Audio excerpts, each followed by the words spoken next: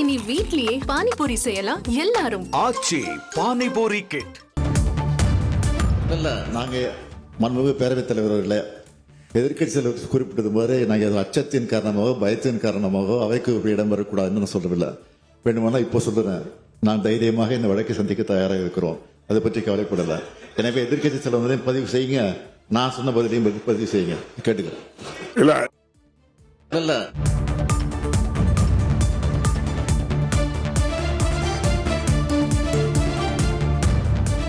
அச்சப்பட்டோ இது அவை கொண்டு நான் சொல்ல வரல.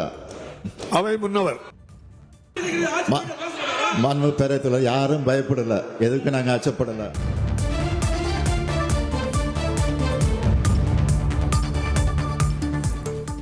யூடியூபர் சவுக்கு சங்கர் வீட்டில் தாக்குதல் நடத்தி கழிவுகளை கொட்டியுள்ளனர் என்று எதிர்க்கட்சித் தலைவர் எடப்பாடி பழனிசாமி தெரிவித்திருக்கிறார். அதற்கு முதலமைச்சர் ஸ்டாலினும் பதில் கூறியிருக்கிறார். இது பற்றின மேலும் விவரங்களை செய்தியாளர் ரமேஷ் வழங்கிட கேட்கலாம்.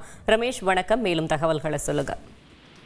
வணக்கம். யூடியூபர் சவுக்கு சங்கர் வீட்டை சேதப்படுத்தி கழிவுகளை கொட்டியது விவகாரம் சம்பந்தமா எதிர்க்கட்சி தலைவர் எடப்பாடி பழனிசாமி பேரவையில பேசினாரு. அப்போ எதிர்க்கட்சி தலைவர் மற்றும் முதலமைச்சர் இடையே காரசார விவாதம் அப்படிங்கிறது நடந்தது. குறிப்பா காவல்துறை மானிய கோரிக்கை விவாதத்துல பேசிய எதிர்க்கட்சி தலைவர் எடப்பாடி பழனிசாமி யூடியூபர் சவுக்கு சங்கர் வீட்டை சேதப்படுத்தி இருக்கிறாங்க, வீட்டுக்குள்ள கழிவை கொட்டி இருக்கிறாங்க, ஜனநாயகத்தின் மீது நம்பிக்கை இருக்கக்கூடிய யாரும் இப்படி பண்ண மாட்டாங்க.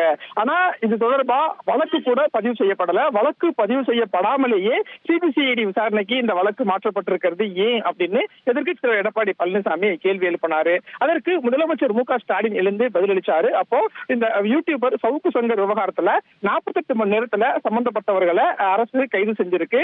மேலும் இந்த வழக்கு புலன் விசாரணையில இருக்கு அப்படிங்கறதுனால பேரவையில இதை பத்தி மேலும் பேசுவதற்கு பேசக்கூடாது, நீக்க வேண்டும் அப்படின்னு முதலமைச்சர் சொன்னாரு. முதலமைச்சரின் கோரிக்கையை ஏற்று சபாநாயகரும் இந்த சவுக்கு சங்கர் விவகாரம் சம்பந்தமா பேசினதை அவை குறிப்பில் நீக்கிறேன் அப்படின்னு சொன்னாரு. அப்போ எதிர்க்கட்சி எடப்பாடி பழனிசாமி எழுந்து அரசுக்கு ஏன் பயம், எதற்காக அவை குறிப்பில் இருந்து நீக்க வேண்டும் அப்படின்னு கேள்வி எழுப்பினாரு.